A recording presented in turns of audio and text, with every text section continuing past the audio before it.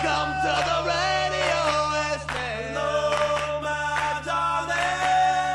Oh, hello from the radio Wasteland. Hello, my darling. All right, welcome back to Radio Wasteland, the best in... I don't know. Dust. I'm your host, Chauncey Haworth, and this is my co-host, Kara Kittrick.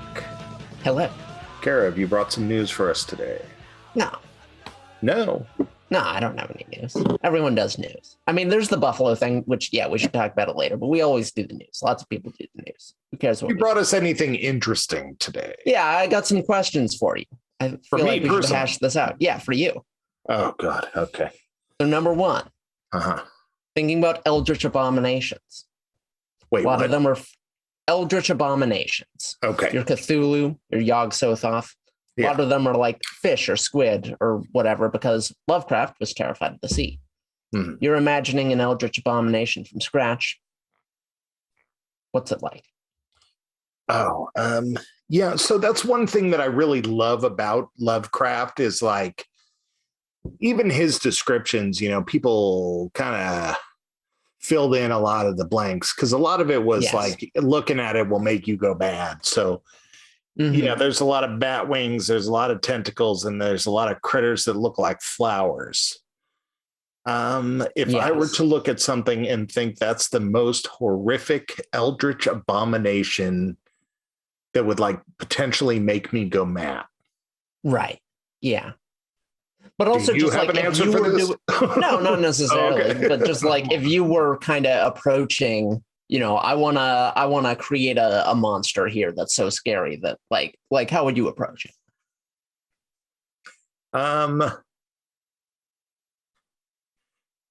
Well, it's hard for me not to make movie references. You should. This is why I'm bringing this to you. You know, in one of a more recent movie that I don't know if anybody's seen other than me is Attack the Block.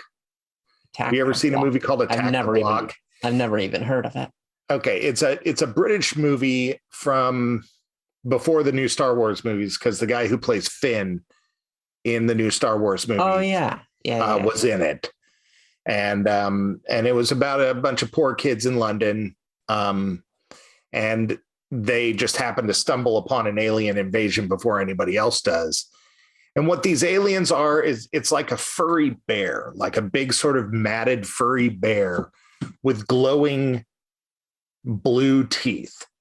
Mhm. But the cool thing about them is they're so dark that they absorb all light. So when you look at them, you see nothing but blackness and blue teeth.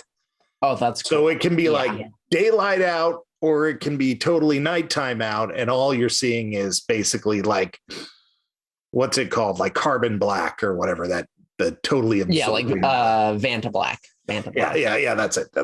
And I thought that was like a truly terrifying, awesome idea for a terrifying creature, and that would scare that's really clever. bejesus out of me. That would scare the bejesus out of me. I would say, yeah, I always thought that it was a little rude to prey on the tentacles and bat wings of the world. Yeah. Bats are super cute. I love squid. Yeah. Octopuses are super smart. Cuttlefish, they're all smart. You know, it's like, Yeah. really, I mean, if it was going to look like anything, it'd look like a 6'5", fourth decade in prison inmate that thought I looked good. I don't know.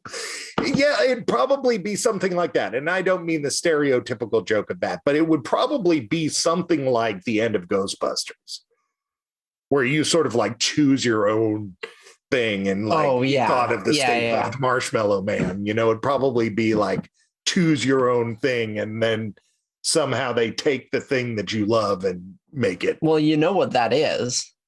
Phantoms. That's Demon Pennywise. Oh, absolutely. Yeah. Like, because Pennywise takes Dean Koontz totally ripped that off. Oh yeah. Yeah. Because it takes its form of whatever you're afraid of. Yeah. So And I always thought that was super cool because that really is kind of his take on the Eldritch God. It is like Pennywise is definitely, like we find out later, it arrived on a meteor and, you know, has just been living under this modern, what is now Derry. but Right. has been there for like a million years, and that it is basically just this huge weird organism. Isn't it energy though? It's not, it doesn't actually have a physical It sort of does. It's kind of like a gigantic spider, but like at one point it opens its mouth and there's just like these lights floating around, and that's what the kids and then later the adults call them, the dead lights. Right. See, that's the part And that that's confused sort of me. like its true form. I felt like the deadlights was the true form, and that the spider, when they were opening up, they were like pulling away the illusion, and that was it. It was just kind of yeah. No, I think that's otherworldly. what it is. But also, like the spider laid eggs, so it was real in some sense. But it That's was true. like It was real where it counted. God. Okay, let me move on. No, I want to know what your eldritch. Oh, what my thing is? Well, my Yeah, thing yeah. is? Oh, geez, yeah. What was I the think last it would- thing you saw that truly terrified you? Like movie wise, I don't mean like truly terrified you like you pissed yourself or something. I mean terrified you like you're all, I get it. That's terrifying. You know, that's tough. Is like, I'm having trouble thinking of something that terrified me, but something that definitely. I was watching a movie called Raw, which is basically this French movie about a woman who goes and becomes a veterinary student. But unbeknownst to her, her family has like this genetic predisposition to like cannibalism, basically. Right, yeah, I haven't watched it, but I saw that. Yeah, so like she's been a vegetarian all her life, but then in this hazing ritual, they make her eat meat. And then like she starts craving human flesh, basically.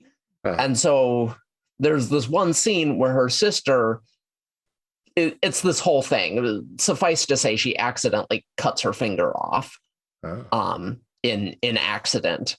And like her sister passes out and she calls 911 and she has the finger and then she eats it because she can't help herself. That scene freaked me right out. Like I literally like I had to pause the movie. I felt faint. I like struggled into the other room and made myself some food so that I wouldn't just like pass out because I was so creeped out by it. Right. Now I haven't seen this movie, but I'm going to use a term here that maybe the movie doesn't fall under. And it's a genre of horror movie that doesn't really freak me out, but it freaks a lot of people out, and that's body horror. Yes. Is body horror like, because when I think of like terrifying, I don't necessarily think it from coming within me or from coming like that or putting myself in the situation. I always think of myself as the sexy co-ed that's like trying to get away, but like you're the cockroach in Friends. No, yeah, I'm freaked out by. So I guess if I was imagining an eldritch horror, it would be like something that grows on you, or like a version of you that you encounter that is like you but wrong, kind of thing. Yeah, So I think my take on horror is just more self-centered than yours, maybe. Well, but no, like I think you said, a lot of people think that way. Yeah, I think a lot of people do. I mean, nothing wrong with being self-centered as long as you're not a jerk. But have you ever seen or read The Dark Half?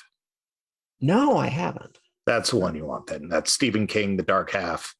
Not even going to tell you anything about it. Watch it. It's 30 years old. There's no way you can't find it, but you'll like it. No, yeah. Timothy I like Hutton. Stephen King. Not so bad. Timothy Hutton. All right. What you got? All right. Got another question. You're a James Bond villain. Put yourself in that mindset. No problem. You have, let's say, $1 billion and a small army of henchmen. Okay. You want to rob the Louvre. How do you do it? With $1 billion and a small army of henchmen. Did Andrea put you up to this? Or no, I wanted to do something wild, because you know what? The news gets depressing sometimes. It does. We've got a shooting in the news, and I'm like, everyone's been talking about the shooting. I've got stuff to say about it, but like, yeah, what can we say? Let's talk about robbing the Louvre for, right? Right? Yeah. SNL this weekend had a funny thing where they had their cold opener, And it was like a news thing, and they're just all with the war in the Ukraine and so and the pandemic back on the rise. We now cut to our opening story, which is Amber Heard and Johnny Depp. Exactly. Yeah. Right. Yeah. Which I also don't care about that. So, and Right. I try to look for news stories. This is a bit of a tangent. I try to look for news stories that are like UFO sighting, that are like Bigfoot sighting, that are just weird stuff that brings some mystery into our lives. Trouble with that is it doesn't happen that mainstream. often. Yeah, and it's all gone mainstream. I mean, it's in the news right now. Currently, as we're talking right now, aren't they talking in the Senate about UFOs? That's true. But I mean, like specific incidents. Yeah. Like you can always find stuff like that. But like if you try and find it on a weekly basis, you're going to get a lot of stuff that's just like, okay, you can think of not five credible prosaic explanations off the top of your head. Like you got to, this is something that only happens. I feel like every couple of months you get a good one kind of thing. So, okay. I'm trying to bring the weirdness. That's what obviously the best solution to this is to rob the Louvre. So, yes, of course. Half of me would want to be all smart about it, and the other half of me would want to use a speedboat. So aren't those the two halves that are always in conflict? You're going in, man. Yeah. So the idea is just to take something from the Louvre, not to empty it out. I was kind of thinking to empty it out because I gave you $1 billion and a small army. $1 billion to empty out the Louvre. Okay. I would. Like, you don't have to take everything, but you got to take. I have all no the ethics, stuff. right? I have no ethics. You're a Bond villain. So okay. You're madly in love with James Bond. That's what you are. So if they send a secret agent to stop you, then you're kind of screwed because you can't kill him because you're secretly in love with him. That's the one limitation. But other than that. Okay. Well, then I would, and I'm surprised somebody hasn't taken advantage of it right now, or maybe they have and we always catch them. I would create some sort of chemical or terrorist threat to clear the area. It'd be a lot like Die Hard 3. Have you seen Die Hard 3? I haven't. No, I've seen the first two, I guess. So I stopped before 3. Right. I can imagine. Yeah, I've seen them all. There's something about my being a cisgendered male from Gen X that grew up in the 90s. There's something about a crappy action film that just like is very nostalgic for me. I've even seen like tons of like who's the guy who's the big Russia dude now, but he's the martial artist. No. Oh no. Seagal, Steven Seagal. Even seen a fair amount of Steven Seagal movies. So, ooh, really scraping the bottle. It was the time. Times were different then, Karen. A lot of people don't understand, but if you're going to cancel everybody who's seen a Steven Seagal movie, get ready to cancel everybody in my graduating class. You know what? I'm fine with that. Yeah, but I mean, I'm surprised people haven't taken advantage of these situations. I don't think I feel bad saying some of this stuff out loud, frankly. I feel bad saying some of it out loud because I'm scared somebody will take the idea, but like we are a show about the radical weirdness. We are the cutting edge of conspiracies. If anyone can say it out loud, who if not us? Well, the entire West Coast is a tinderbox. Yeah, true. I'm sure there's a lot of France that is too. I would light that sucker on fire. How's that? Because I'm always amazed, like every summer, that some crazy either local or foreign terrorist doesn't just get 12 of their buddies, spread themselves across the West Coast and light 12 fires. Yeah. I mean, kind of like the Clover fire in Reading, which was a while ago now. That was probably like 10 years ago, was arson, I believe. It was someone intentionally fire starting. So I think that kind of does happen on a small scale, but why doesn't, Al-Qaeda come here and just like grab matches and gasoline? I don't know. I mean, they could take over 3 planes with a box cutter, but they can't rent a car. It's like, Yeah, I probably shouldn't come down on them for their lack of capability. That's the real problem with Al Qaeda, I think, the lack of like work ethic and ingenuity. Yeah. Can you I imagine hope what someone they get done tuned with in more right pizza there. parties? Yeah. But yeah, Okay. I mean, with $1 billion, you could probably also hijack a Jewish space laser if they're out there.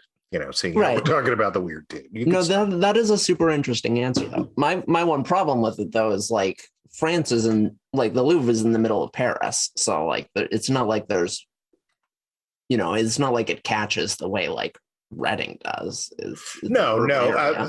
Fire was just sort of expanding on my deal. We just deal with so many natural disasters and man-made disasters that for $1 billion, I could create a disaster that took every single person of that city that way. Right. And I think that's how I would rob the Louvre. Yeah. I think that's a pretty good plan. That's honestly, I did think about this one a little bit, and that's kind of what I was thinking. I was thinking just put my small army of people in uniforms, make sure they all have like reasonable looking credentials, and say, guys, there's, been a nerve gas release in the Louvre. We have to clear the area immediately. And, just have people in hazmat suits taking out boxes all day. And then, the boxes are full of all the art. Yeah, totally. Another way, even if you don't want to, tell people they're all going to die to get them out of the area is, how about this? I take $1 million each and I give it to the guys and I say, in a couple of hours here, I want you to break in the Louvre and rob it. And they say, well, what about all the people? They'll be busy. At which point I hire a guy to put me up in a plane at the other side of the city where I dump $1 billion onto the populace. You know what? That way I'm the hero. I get everything at the Louvre. Sure, Right. people were trampled, but I mean, they did go out there. I mean, when you go after the money, you got to know you might get trampled. That's very much, the Joker Batman 1989 kind of thinking. And I approve of it. This is the kind of thinking that America needs. Yeah. I'm a good guy at heart. Yeah, exactly. All right. Last one I got. Okay. And then we can do some actual news. Okay. You're the president of the United States. Okay. So that's what you are. Congratulations. Now, the Yucca Mountain people. The best president there's ever been? No. Okay. No, go ahead. You're fair to middling. So the Yucca Mountain people are excavating new places to store nuclear waste underground, like they do. They find a crashed flying saucer. Looks to be about 10,000 years old, and no one is inside of it. The press will get wind of the story in like a day. What do you do with the saucer? Okay, so there's two angles you can take this from, and one is, I'm that guy who's going to answer like, well, if I was the president, I would just tell everybody. We'd all get on and we'd build like a carnival around the outside and we'd be selling popcorn. People would get to walk through. But if I was like the actual president and I'm trying to keep people from finding out, what is my motivation here? You are Chauncey Haworth as president. Oh, okay. Let's say that like They're right going to now find out in 24 hours or not. So I can't ask you, are the aliens a threat? Because we're not going to be able to assess that in 24 hours. Right. Yeah. You only have a day to like decide basically whether you're going to keep it secret or not. I would mobilize the military and encircle the area and tell the populace that it was there because it's obviously going to come out in 24 hours. And then anybody who crosses the line is going to get shot because it might kill everybody on the planet because of some weird, stupid virus that's in the damn thing. Yeah. I've seen the Andromeda strain. You know what can happen? I saw that movie one time in the 70s, late 60s. I don't know. But, wait, they made a movie? I only read the book. Of the Andromeda strain? Yes, it's very slow. And it came out like in the same era as 2001: A Space Odyssey. And if you know anything about movies that came out in it was like, right. They were trying to be 2001. Lights and stuff. You were not 2001. Right. Yeah. So like the whole first half of the movie is like them going through the decontamination process. To be fair, that's like realistic. Yeah. Well, no, I just mean the book is kind of like that too. But well, yeah, I never read it, but I really enjoyed it. But again, it's like what we were talking about before. It's slow and you got to be in the mood for it, but it's good. Sure, yeah. But that's just my off of the top of my head answer. And I know this is one of the areas where I consider myself to be a very progressive person, but I'm kind of conservative when it comes to the military because their job is to do that. And I expect them to do that. I mean, if there's a crashed alien ship and everybody's going to find out in 24 hours and we don't know if it could hurt people, I expect the government to encircle that place and basically let people know, do not try to sneak in here. We're not trying to keep secrets from you. We're trying to save everybody on the planet. So you would tell people about the saucer, but you would, absolutely cut off access to it. Yeah, but I'd also be honest about the information that was coming out. I think that the world is becoming less and less, for lack of a better word, I'm going to use intelligent. I don't think humans are necessarily becoming less intelligent, but our motivations for intelligence are just gone, and people. I think a world change like that. Let's say we discovered an alien ship, like you're saying. Mm-hmm. I think if we told the world today, it would be very difficult, and there would be a lot of bad things that happen. I think if we waited 50 years. Humanity is not getting better in this regard. I don't see a 50-year path to enlightenment for us. Yeah. So if there is an opportunity for enlightenment, I would rip that Band-Aid off immediately. Basically, look, something bigger than you that matters. Yay, we're all friends, hold hands, kumbaya, whatever, It's a new enemy, it's a new friend, it's a whatever. Anything that would get people to kind of on the same page. Stop arguing about, Amber Heard and Johnny Depp or or what's going on in Doctor Strange or thinking that they're trying to, what's that thing on the news? It's probably coming up in the news. I'll talk to you about it later, but the whole replacing the whites, the great replacement. Yeah. Is that coming up? Theory. Well, I was going to talk about Buffalo. So you're going to talk about what? A little bit. About the Buffalo shooting. So I mean, it'll come up in the context of that, I guess. Yeah. But yeah, I think the world needs to have new vitality put into it. And so you would actually kind of be like, oh, thank God, a flying saucer. Yeah, frankly, I think at this point, Joe Biden would too.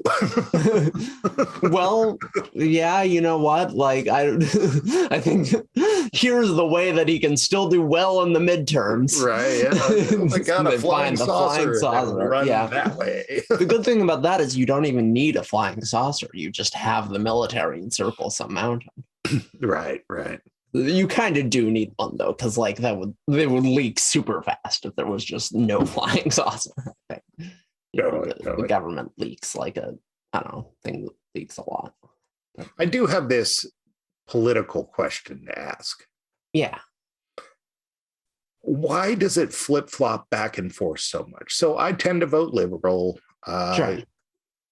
But I mean, I would vote for somebody else if it weren't so weird. Mm-hmm. But, I don't like what Biden is doing necessarily. I don't think he's out there kicking butt. I think he sucks. And you give me a better candidate and I'm going to vote for him. But the world seems to talk oh, Biden's so bad that everybody's just going to vote for Republicans now. I'm just thought that's a big jump, to go from I totally believe in what these people say to oh man, my paycheck's not doing so hot, I'm going to vote for everything these people say. That seems like a huge swing. No, and then that's not really system. That's not how it works. It's okay. It is a little bit there are swing voters. There are such a thing as swing voters who essentially don't have any political ideology and just kind of vote on, bounce around, just kind of or vote on single subjects. I only vote on the economy, which would make go back and forth. I mean, Yeah, like single issue abortion voters, though, are not swing voters. But like, yeah, single issue sort of like, is my paycheck doing well? Voters will pretty much, they are kind of swing voters. But basically, it's about the swing voters, and it's also about, in probably equal proximity, it's about just complacency. So one party gets their guy in and they stop paying attention. So the issue is that in as big numbers. Like if everyone voted every election, then it would only be the swing voters. But like that isn't what happens. So it's just there's huge swings in participation between both parties each time. So like the reason the president's party always gets creamed in the first midterms that he has is because a bunch of Democrats are just not, who did vote for Biden in 2020 because they hated Trump, are just probably not going to vote in the midterms. Right. Because they are like, by our guys in, things are fine now. Like, maybe there's some issues, but we're basically content. And so like, maybe it's not such a big deal to get out. You also have to remember that voting is kind of tricky in some parts of the country. Like if you're in urban, like working class person who has to work on Tuesdays in like urban Georgia in like Atlanta or something, it's pretty hard to get any kind of dispensation to vote early. And if you work on that day, then you got to go after work is over, but before the polls close, and you only got a couple hours there. And maybe maybe they close down all but one polling station in Atlanta, which is the kind of thing that the Republicans in Georgia poll all the time, not to single them out, but like they're the ruling party in Georgia. So they can kind of do shenanigans like that. So, Atlanta's a big place. Maybe now you've got to stand and wait for 5 hours to vote, and you've already worked a full day of work. So like when you imagine it from that perspective, like it's weird for us here on the West Coast where voting is extremely easy. But when you look at it from this perspective, like complacency is, a big factor in explaining why people don't vote, because voting is such a huge pain in a lot of the urban South. Yeah, my whole state is mail-in. And has been. Exactly. Yeah, no, like Washington, Oregon, California, there is no voter suppression in these places. It's like, so. Yeah, there's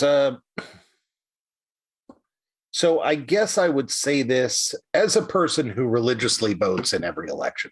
I do. Yeah. I just feel like it's my job. I do it, Sure, yeah. Whether I feel like it or not, I go vote.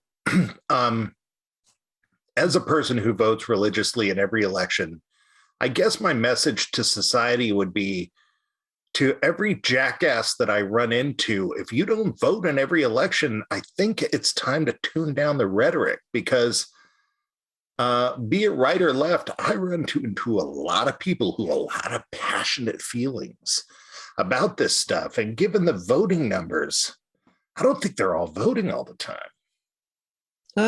Well, I don't know. I think they probably kind of are, because like I just said, we are on the West Coast.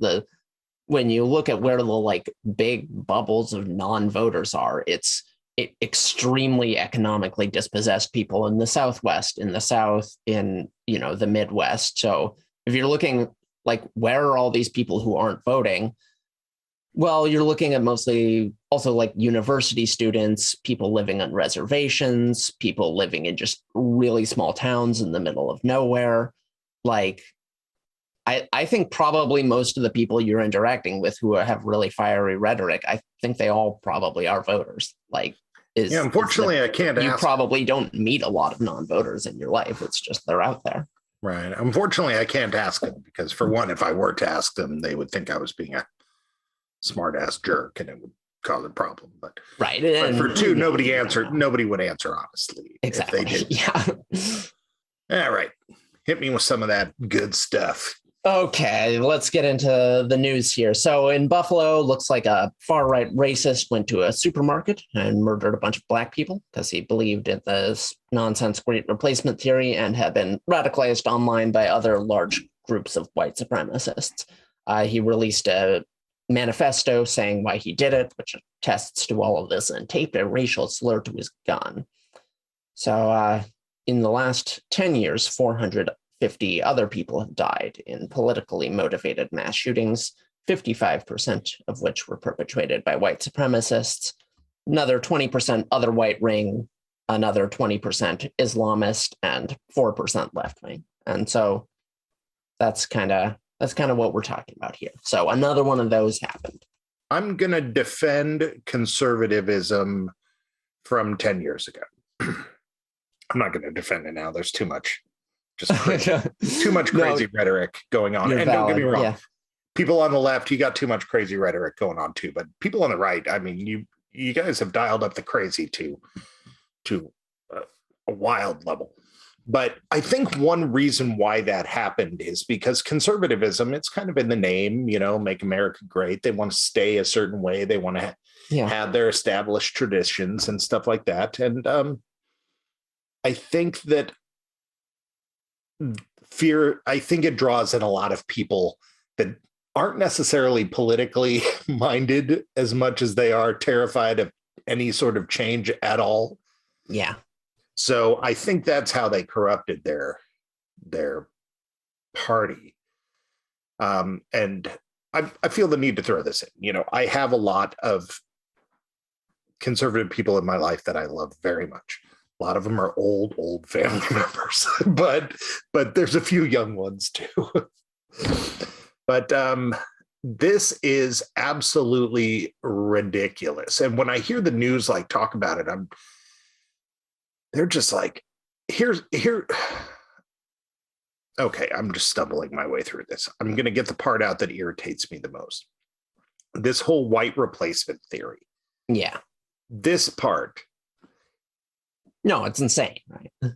It's insane, and a lot of people think it. I'm scared to ask some of my conservative friends if they believe it or not. And here's why. They'll tell you they do. We live in a world where even if you are 15% black, you're a black man. Right. Awesome. So in a world where people who are 15% black are considered to be black men, we are looking to exterminate the whites. That is what we're doing, because in a world where it didn't matter if you were black or white or any other race, it would be just a matter of time until none of those races existed at all. But you know which ones would still exist? Everybody but white, because the people who are white are the ones who've decided that if you're 15% anything else, exactly, you're no longer white. So these are all made up categories to begin with. So how can I live in a world where I'm just all they're trying to exterminate the whites. Oh, but I don't care if my daughter marries a Mexican guy. How can you do both those things? I want my daughter to be happy and in a healthy relationship. And if that's with a Mexican guy, that's kind of irrelevant. Yeah. But if I even slightly think the whites are trying to be exterminated, how can you have those happiness goals for all of these people in your life? Basically, the news is not explaining it very well. But if you believe that they're trying to exterminate the whites and you think that that's a bad thing, you are a raging racist. It's right there. Exactly. Yeah. No, the entire great replacement theory is predicated on the idea that it's bad if there are fewer white people as opposed to some other kind of person. And it's that's actually the definition of racism, is when you think that one race is more valuable than another.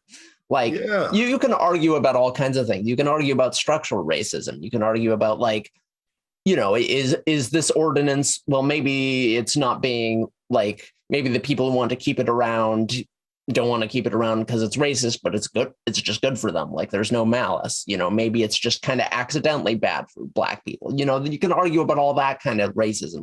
We all make a lot of racist if they didn't mean it kind of thing. But this is so black and white, for lack of a better term. This is clear. If you believe in the great replacement theory, I think you said it best. It's so obvious, and anyone who doesn't recognize this as racism is what do you think racism is? Yeah, Like, but and what don't do get you me think wrong. the word If there means? really is a great replacement deal, that's ridiculous. I don't see how that's going to help anybody, but sure. I mean, if it's going on, that's fine. It'll get the job done faster. My friend Keith, he was black. He said the world wasn't going to be a good place until we were all beige. You know, and, Exactly. Yeah.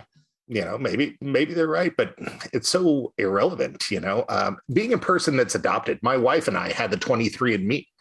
You know, so you're all like, they're trying to get rid of all the whites. You know, well, I'm like, what, like 5% Northern Jew? Am I Jew now? Do I need to go? My wife, according to like Hitler and Goebbels, kind of, but like, you know, that's the type of person who thinks that way, and it's like right. My wife quibbling is about 2%. like bloodlines. My wife is 2% black. Yeah, What? she does not look black. No. She's like the palest person I have ever Right, seen, and yes, I've seen yeah. myself in a mirror. Right. And she's 2% black. So I just don't see how people can hold one belief in the other and say, like, oh no, I'm totally cool. I want everybody to get together and love one another as long as we hold, you know, don't make babies. I mean, it's so obvious. It's just, and so every time I hear it, I'm just like, what the hell? It's an example of just how stupid and non-analytical people are towards their own life and belief systems. Yeah. I guess in like extending the slightest of all of branches, like the Great Replacement is that theory is actually like one step removed kind of from what you said. Because there's a very like, oh, I'm not racist, but element that like it's not that it's bad that there's fewer white people. It's just that there's like an evil cabal importing black people because they vote Democratic. Like that's what the theory is, which A is not happening. Well, I'm but going to also agree B, that like try to make your party less racist, because like make your party less racist then. Like if no one who isn't white is voting for it, then that's a you problem, right? There's nothing inherent about skin color that makes people Democratic voters. Like, right.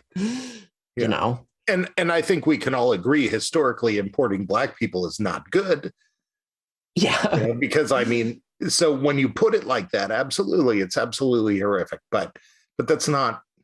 But they say that like they're importing black people like by making it easier to immigrate. It's like, okay, there are other reasons to favor a like less restrictive immigration policy other than like, you know, just wanting to bring in white people who I guess are genetically predisposed to vote Democratic, right?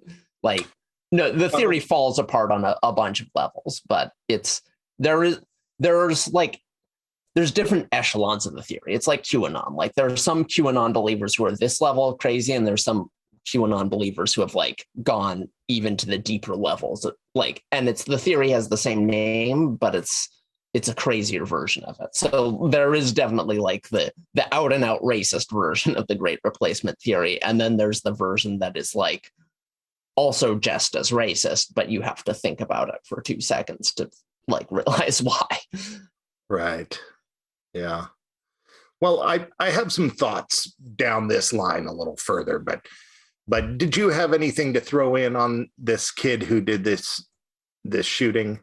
I don't know. Like, I mean, this kind of thing is going to keep happening, obviously. So, like, I think so. Nothing positive. Nothing positive. Like, what am I going to say that's positive about this? It's horrifying. Like, this guy is exactly like, you know, Dylan Roof, the synagogue, or like the synagogue guy, or, you know, he's exactly like a bunch of other shooters. Same motivation, same method, same time. And it's like it's not like it's gotten any harder to do this. I don't think banning like assault rifles or whatever would really necessarily do that either. Like, ultimately, if people don't care about what happens to them and just want to kill people, like they're going to find some ways to do that. And I think, you know, obviously in countries that don't have as many guns, like when this stuff happens, it's nowhere near as destructive. Like one person dies or something like that because they use a knife or whatever. But we are not getting ever to that level of not having guns. You know, we just have too strong of a gun culture. So I think people who are concentrating on the gun aspect of it are missing the point a little. Like it would be nice if we had fewer guns, but that ship has kind of sailed. So we need to start de-radicalizing our population. And I'm not sure how you do that. Like people are becoming radicalized because their lives suck. Wages haven't gone up in 40 years. Right. And like the cost of healthcare and shelter and education have all gone up like 1,000% since then. You know, no matter how the economy is doing at any given time, that calculus has not changed since well before I was born. So like people's lives suck.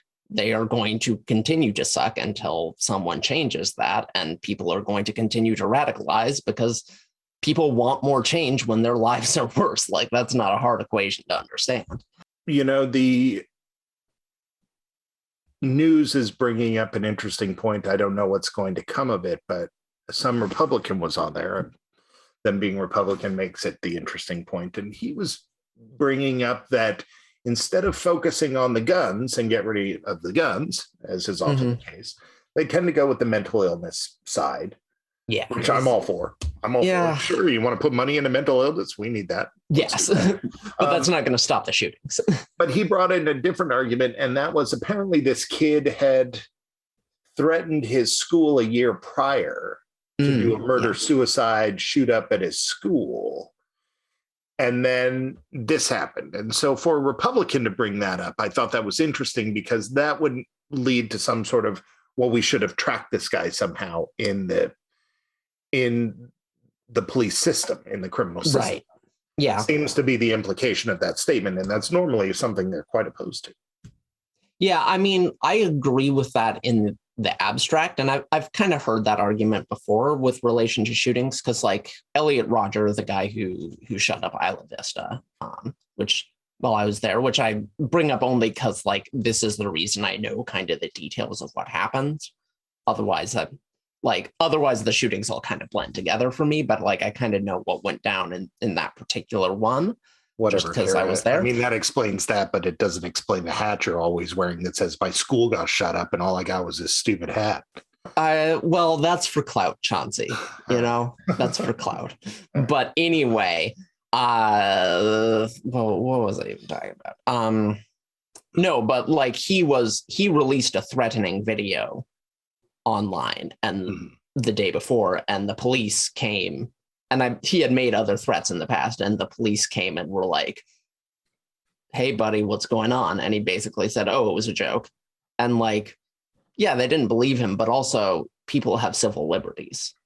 So it's kind of that's the problem you run into is like, you know, maybe you make it a crime to make these kinds of threats or something. Like depending on how you do it, it kind of is a crime already. But like you can't do that much to them, and you can't like take away their guns or anything. So it's an interesting argument. I think ultimately that isn't the answer, because there are just too many sort of thorny legal problems around there. And I don't like the idea of solving any problem by taking away people's civil liberties or by making it harder, like easier to jail them. So, but again, my solution to the problem was de-radicalize America, and like it's not totally clear how that works. So like, right, but I think it's a realistic answer. I think it's a realistic answer, because I think in a world of a lot of freedoms, to fix a world that's taking advantage of those freedoms, there's two options, and that is take away freedoms or make sure that you have a populace that's smart enough, secure enough, safe enough in order to properly navigate those freedoms in a way that's good for all. Yeah. and you know, not crazy and evil. Right. All right. You got something else we're running in. Yeah. So I've got crypto is crashing right now because a stable coin called Luna and a related stablecoin called Terra abruptly became nearly worthless rather than being worth $1, which is what they're supposed to always be worth since they're stablecoins. This resulted in huge drops of the value of pretty much all cryptocurrencies, but it remains to be seen whether they will be bounce back as they have before. In 2018, for instance, Bitcoin lost 80% of its value, and it's still stuck around. But the trouble is, well, that's even worse than what just happened, which is that Bitcoin basically lost all its gains from the last 2 years. The trouble is that in 2018, only 1% of people had any money in crypto, but today about 16% do. So there's a lot more money in it. So it's estimated that $2 trillion of value were lost. What does lost mean when it comes to crypto? Well, it means it was never there because crypto has no value. It's all speculative value. But it also means that people who put way too much money into crypto lost houses, they lost homes, they lost, they lost children's college funds, they lost retirement savings. A lot of people, unfortunately, are deeply stupid. And that is where all the money that is in crypto comes from those people. There are people invested in crypto like their whole lives, huh? No. I mean, of course there are some, but I mean, there's like a fair amount. Like they invested their entire life. Yes. Yeah. Like they're not diversified. Like the bulk of their stuff is in crypto is what I mean. Yeah. No, absolutely there are. Or there were. Now it's all worthless. But like what was I talking about? The Terra Luna subreddit, which was a crypto board like any other, it put up a suicide prevention hotline note at the top. And if you scroll through it, it's basically all people just saying, like, I lost everything and death is the only way out. What? Really? Yeah, no, a lot of people lost a lot of money. And most of the people who lost crypto during this crash were people who got in during the last year. So, suckers. Right. Damn, man. That is like that. It's sad, It is sad. There's a lot of people out there that are probably just, that's what they get, blah, blah, blah. That's part of the world we live in now. But right. But people who aren't that financially literate exist. So screw them. No, like they want to be, they contribute other things to the world, and they don't deserve to be taken advantage of. Man, that is crazy. We know a couple of crypto fans, some of which we haven't heard from in quite a while. I'm a little worried about them. That's true. Not on the suicide level. I just meant financial. No, I think maybe other stuff is going on in the life of said person. Yeah. Why we haven't something a little more familial, I guess. Precisely. So, I'm a little worried about that too. It sounds like for the most part, early adopters have kind of been fine because they've been more diversified and just like, here's the thing, crypto is, like I was just saying, all the money comes from suckers. And so, the people who have made money on crypto, the people who have done well, for the most part, not suckers, people who came into crypto already having a lot of money. And like that is who makes money from crypto is the people who can, either the techies who invented it way back when, who, that's how they got rich, or the people who are already rich and used it to become richer. But crypto is not and has never been for ordinary people. It has been for a handful of engineers who were pretty rich who wanted to be really rich. And that's which is, none of this is me saying don't get involved in crypto. I'm just saying treat it like a slot machine. Like, assume you'll lose everything that you put into it. Right. Which people, and 16... if you're a gambling addict, stay away, right? Because it's gambling. Absolutely. And that's who gets taken advantage of, is people who have those psychological, problems with this kind of thing. Yeah, the 16% of people is a lot of people. That's a lot of people. It is a lot of people. And that's people who had any money in crypto. No, I get you. I get it. I have $50 in crypto. Exactly. I get that. I'm part of that. Yeah, like, but it does do make you me still have $50? You might not. No, I checked it yesterday. It's like $45. So no, okay. So you do whatever crypto I have is doing all right. Yeah. We seem to be spinning a lot of economic plates here lately in our country, and it's scary. And I don't know how to make a comparison to the past. Are we teetering more on the edge, or is this just kind of the way it always is? No, I mean, I'm older than you, so I should be telling you, I guess, but I don't pay a lot of attention, Karen. I think in a historical sense, this kind of thing is, obviously there's the Great Depression and stuff, but I think, well, I don't know. I would say like the internet are wobbling. I think cons and grifts and stuff like this have always existed.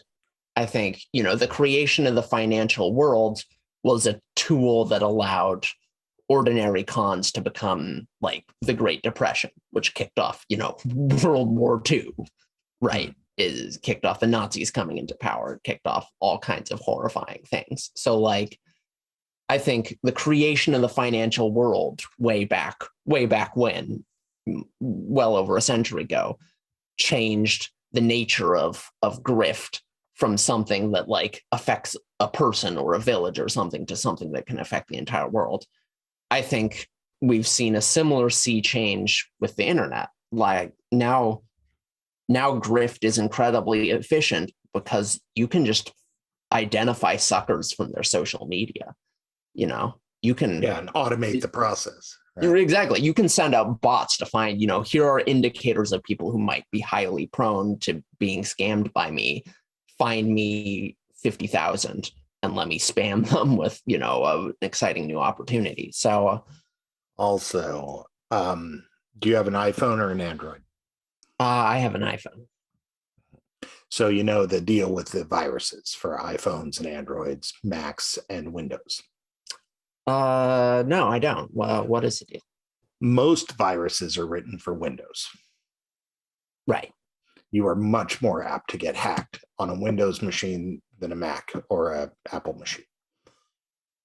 Not because an Apple machine is better, although it is in some regards to defending itself from that sort of thing, but solely because that's where the suckers are. That's the largest amount of people. That's your best people. We are the land of the suckers. Oh, we are. Every other country, they're not trying to, some I don't know. I don't want to pick a country. I don't want to pick on a specific country, but from some small, poor country, and they're looking to hack somebody to get some money. They're not hacking their neighbor. They're hacking you. Well, they're hacking me because you have an iPhone. Well, that's true, but I don't know if that's because their neighbor is less of a sucker. I think maybe it's because we have more money. No, that's exactly it. And that's my point. We have what they want. And that sounds political. We have what they want in the sense of money. Yes, we have lots of money. It's not political to say developed countries have lots of money. That's, I guess, another plate that's spinning for our economic problems. And that is that pretty much every hacker in the world is looking to hack a United States citizen to get some money, probably. Yeah, well, they also hack Europe. They also hack Japan. No, granted, it's out there, but I mean, obviously, if Europe's not doing well, we aren't. Canada. So, I mean, we are part of one economy working together at this point. Yeah, I don't know. I find the economy scary, and I can't tell if it's because I'm going gray or if it's because it's actually more scary. Because, you always listen to old people and they're just, oh, yeah. It's like during the collapse, my dad lost like $50,000 in stock he had in China. You mean in 2008, 2009? Yeah. And so I had a job doing SEO. Most SEOs did not lose their job at that point. I was a tech employee. Sure, yeah. My dad thought I was like Immortal Joe from Mad Max or something, like just doing fine in like this post-apocalyptic world because he had lost 50,000 in China. He thought like the world was falling apart. He's all, just hold on, you're doing good, Chauncey. You're paying the rent, you're doing it. And I'm like, you're terrifying the crap out of me, Dad. It's like, and so I'm wondering if I'm like just getting old to the point where I'm just, oh, what if I can't pay my rent as I'm too old to wipe my butt? You know, I don't know. Maybe that's a thought. Yeah, well, I don't know what a lot of rants in here. I guess, yeah. No, what is the show if not for rants? Right. This is what you, the audience, signed up for. You signed up for our rants. We've got you now. You are a cap. No, don't turn us off. Radio rant land. Yeah. Yeah. I have a topic. That was the last of our news, wasn't it? Yeah, that's all I've got. What have you got? One thing you brought up and something I've been noticing in the news, and I think it's weird. I'll preface this by saying that like empires historically have fallen because of low birth rates and low population and low immigration. That's one of the big things that have killed empires is basically here's your empire, here's your surrounding land. All these people here reap all the rewards. They're not making more of a ruling class. These people are getting bigger and they say, you're going down. You know? I love you vague blogging about the Romans right now. Yeah. Like you're not going to offend the Roman Empire if you tell them they're the ones. I'm just trying to get through it. I'm trying to get through it because here's my point. So the right is saying like, we're trying to replace the whites. Sure. So we're going to try to replace the whites because we're bringing in all these more people. What other reason could they possibly do it other than to replace the whites? Right. I think I know where you're going with this. On the right, they are promoting people having babies. It went from abortion, which I'm not even talking about now, to just straight up promoting people to having babies. Yeah. Both of which are necessary for an empire not to fall. Both immigration and making babies, you know. Granted, one's more fun than the other, but I don't know. Have you ever filled out immigration paperwork, Chauncey? Better than sex, I'm telling you. Yeah. I don't know. I think that there's an interesting topic there about our push for this, and everybody's looking for different conspiracies, but I think the conspiracy is we need more population in order for this economic system to continue. And I think that's why people push immigration and that's why people push babies. The conspiracy, I think, is a lot more obvious than people give it credit for. I think we need more young people to pay for the old and the sick that are just right. Exactly. This is our population is aging is what the problem is. And like in the long run, that's untenable. I think, I think there are very good reasons why someone who is, I'm not going to have a kid. I'm 29. No way. My economic situation is absolutely no possible way. Basically, everyone I know is in the same boat because of the thing I mentioned earlier. How wages haven't risen in 40 years. I know some people have had children, but like it's all of my kids are older than my wife was when she had her first kid. Right. And 2 of my kids are older than I was. Yeah. So, if you want people to have babies, it's not that hard, and none give of us them have maternity leave, give us healthcare, crack down on income inequality. Like it's make life better for ordinary people and people will have babies. Like it's crazy, but they're more into, I think, banning contraception. So it's like, what's a motivation there? How does banning contraception help it? People say religion, but most religions don't believe in banning contraception. No, the Catholic Church. They really don't. They really don't. Most Protestant Catholics, Catholics have in the past. They actually don't. Catholics have in the past. They actually don't now because the Pope is before it. But most Protestant Christian religions, they don't believe in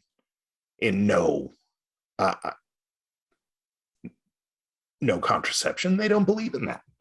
So it's like when I heard that, I'm just like, what the hell is this coming from? Do they have like these weird Christian sects and these like I mean, I guess I just answered my own question, but yeah, most people don't believe in no contraception. Well, most people. I don't even have to look it up. I don't know. Maybe there's polls out there, but I don't even have to look it up. I've known a lot of Christian people in my life. I was raised Catholic. These people aren't touting that. Well, let me look up. Let me. Yeah, go for it. Evangelical views on contraception, because that's who's pushing this in a like political senses. Like, yeah, but are there enough to actually vote it in? I guess in some states, maybe. Apparently. I've been to Tennessee, and I have seen some insanely sized crosses on just like every hill. But I also know some people in Tennessee, and they don't seem crazy. Well, they do for different reasons. Just tie a string around. The Christian Reformed Church doesn't. No, but when I'm looking at all these churches that have had, it looks like tons and tons of churches have had positions that ban birth control, but it looks like they've virtually all kind of stepped back from that. So yeah, for decades. You know what? I think you're right. I don't like know who is even pushing this.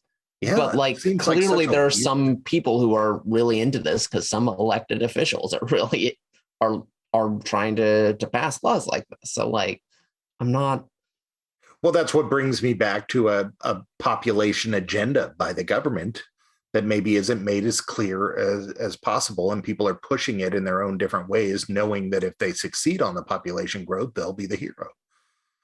Now, I realize that's like some asinine grabbing from nowhere, but I mean, that's kind of what we do here. It is kind of what we do here. But even that, though, like the trouble with this, though, is like issues about aging population. These are ultimately like, these are kind of long-term things to be thinking about.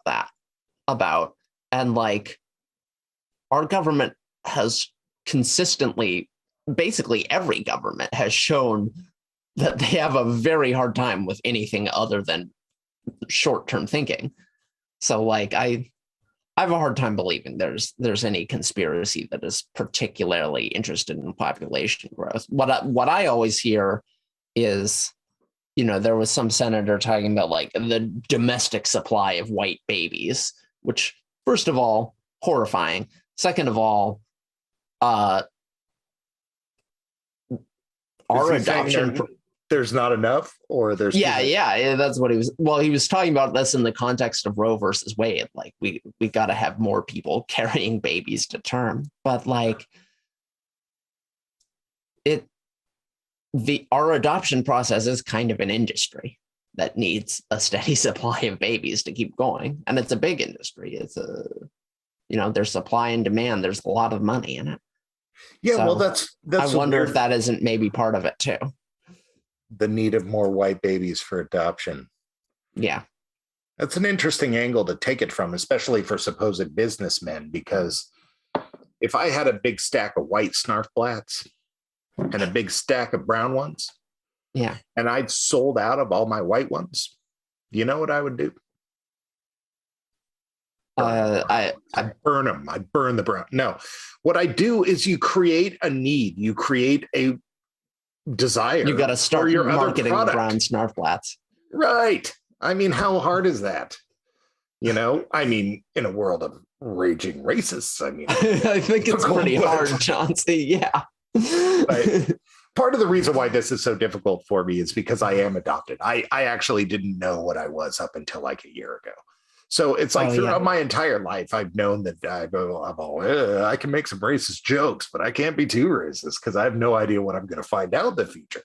I might be like, oh, no, I hate myself. It's like.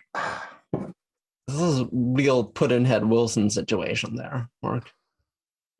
We're going to summon Mark Twain's ghost. So I guess we'll wrap it up here, but I will leave with a question. Hopefully we'll get an answer. Barring Jesus, what is a reason that anybody out there thinks that we should make contraception not legal. Barring Jesus. I don't want to hear any Jesus comments because I already know those comments. I'm not coming down on Right. Jesus. I just already know him. I want to know an argument other than Jesus. I don't think there's any secular argument that anyone is really making for banning contraception. That's not totally true. I hear people who are raging misogynists, like self-identified I hate women types, who think that, a woman's place is in the home and contraception gave them way too much freedom. So I've heard that argument. Like, this is horrifying and hopefully not shared by too many people, but I have seen that argument on like the worst, most fetid forums on the internet. Yeah, that's weird because these also seem to be like the people who talk the most smack about their wives and hate women the most. You wouldn't think you'd want them home all the time. Right. You think you'd be like, oh, I got to go home. My stupid wife's there. She's always there, That's probably how my wife feels when she comes home because I am always here. Well, yeah, you work from the den. Yeah. All right. Well, that's the end of the day. I don't know if you hated anything that we said. Come to our house. Click the like button, like and subscribe. Buy a weapon. We are made of soft flesh and easily killable. So yes. Yeah, that's true. All right. You're listening to Radio Wasteland.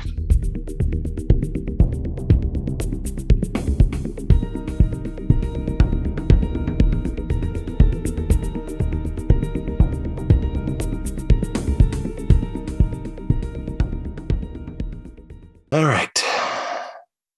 Nothing snappy to say today, Chauncey.